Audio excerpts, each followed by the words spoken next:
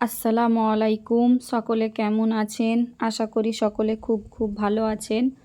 আমরাও খুব ভালো আছি আলহামদুলিল্লাহ।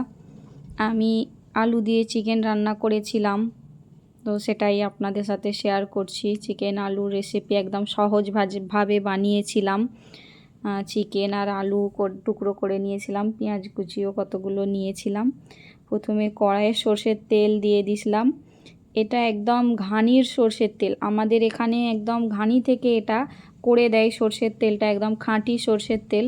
তো নিয়ে এসেছিলাম। তো সেই সর্ষের তেলেই রান্না করছি। আমি প্রতিদিন কিন্তু সর্ষের তেলে রান্না করি না, রিফাইন তেলেও রান্না করি, সয়াবিন তেল যেটাকে বলে, ওতেও রান্না করি। তো আজকে আমি সরিষার তেলে রান্না করছিলাম। একদিন রান্না করি, যেহেতু এটা ঘানির একদম ফ্রেশ তেল ছিল, তো ভাবলাম রান্না করি। তো প্রথমে আলুগুলোকে ভেজে নিচ্ছিলাম, টুকরো করে নিয়েছিলাম। সেই আলুগুলোকে লাল করে ভেজে নিয়েছি। ওতে একটু নুন আর হলুদ দিয়ে আলুগুলোকে ভেজে নিয়েছি। আলুগুলো নাহলে কেমন সাদা দেখায়, তো হলুদ দিলে একটু ভালো দেখতে লাগবে। আমি ওই জন্য হলুদ আর নুন দিয়ে ভেজে নিয়েছিলাম। ওই তেলেতেই আমি একটু গোটা গরম মশলা আর কটা তেজপাতা দিয়ে দিয়েছিলাম। ওগুলোকে একটু গরম করে নিয়েছিলাম প্রথমে। ওতে কতগুলো পেঁয়াজ কুচি দিয়ে দিয়েছি। পেঁয়াজ কুচিটাকে আস্তে ভালো করে লাল করে ভেজে নেব।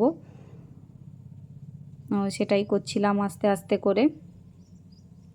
আপনারা কোন তেলে তরকারি খেতে পছন্দ করেন আমাকে কমেন্টে জানাবেন, কারণ সবের পছন্দ তো সমান নয়। অনেকে বলে সয়াবিন তেলে খেলে মানে গ্যাসের সমস্যা হয় বা অ্যাসিডের প্রবলেম হয়। তো আমরা কিন্তু সয়াবিন তেলে খাই, আমাদের কোনো সমস্যা হয় না। 2 রকম তেলেই খাই, কোনো সমস্যা হয় না। বিশেষ করে ভর্তাতে তো আমরা সরষের তেলই বেশি ইউজ করি। আর সবাই ইউজ করে যে সরষের তেল না হলে ভর্তা তো ভালোই লাগবে না। আর সাদা তেলে আমরা মোটামুটি ভাজাভুজিগুলো বেশি করি। যে কোনো ভাজা জিনিস খেতে গেলে আমরা সেটা সাদা সয়াবিন তেলেই করি। তারপরে পেঁয়াজটা লাল হয়ে গিয়েছিলো, ওতে আদা রসুন দিয়ে দিয়েছিলাম। তারপরে একটু লাল করে ওতে আমি মুরগির মাংসটা দিয়ে দিয়েছি। দিয়ে ওটাকে ভালো করে কষিয়ে নিচ্ছিলাম আস্তে করে কষিয়ে ওতে এবার একে করে গুঁড়ো মশলাগুলো দিয়ে দেব। যেরকম মশলা আপনারা দেন ওরকমই দেবেন, যে যার টেস্ট অনুযায়ী দেবেন, ঝাল কম বেশি অনুযায়ী দেবেন, আর নুন তো স্বাদ অনুযায়ী দেবেন। তো আমি একে হলুদ গুঁড়ো, তারপরে নুন, লঙ্কা গুঁড়ো, জিরে, ধনে গুঁড়ো, আমি বেশিরভাগ মশলা বাড়িতেই তৈরি করি। সেটা আপনাদের সাথে একবার শেয়ার করব। ধনে, জিরে, লঙ্কা সবই তৈরি করি। হলুদটা মাঝে করি, সবসময় করি না। তো যখন করব আপনাদের সাথে একবার শেয়ার করব। শুকনো হলুদ বাজার থেকে কিনে নিয়ে এসে সেটাকে আমি ভালো করে রোদ খাইয়ে গুঁড়ো করে নিই, কারণ ঘরের মশলার একটা টেস্ট ভালো পাওয়া যায়।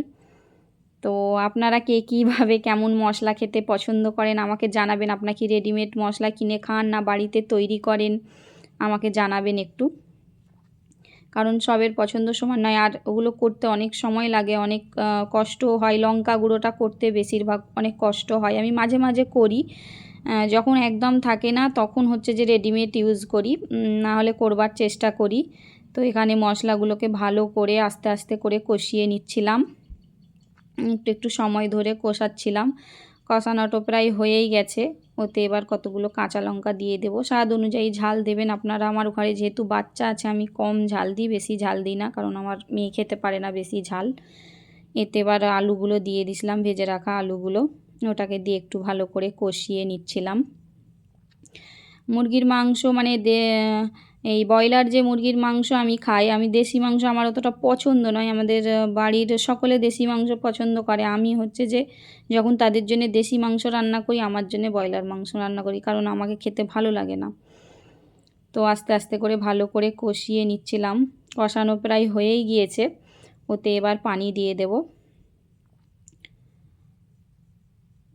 যতটা সেদ্ধ অনুযায়ী সেই অনুযায়ী পানি দেব, কারণ খুব বেশি ঝোল করব না আর একদম কমও ঝোল করব না। যেহেতু বাচ্চা খাবে একটু ঝোল রাখবো, সামান্য ঝোল রাখবো। আমার মেয়ে তো ফের ঝোল খোঁজে, কষা করলে ফের খেতে চায় না, ওই জন্য সামান্য ঝোল রাখবো।